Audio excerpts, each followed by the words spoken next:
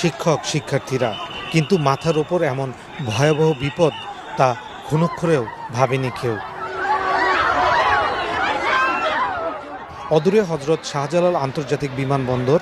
স্বাভাবিকভাবেই উড়োজাহাজ ওঠানামা দেখে অভ্যস্ত উত্তরা দিয়াবাড়ির মাইলস্টোন স্কুল অ্যান্ড কলেজের শিক্ষক শিক্ষার্থীরা।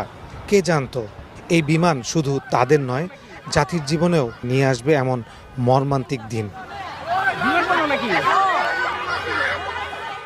দুপুর 1:06 বিমান বাহিনীর F-7 BJI প্রশিক্ষণ বিমান আকাশে ওড়ে।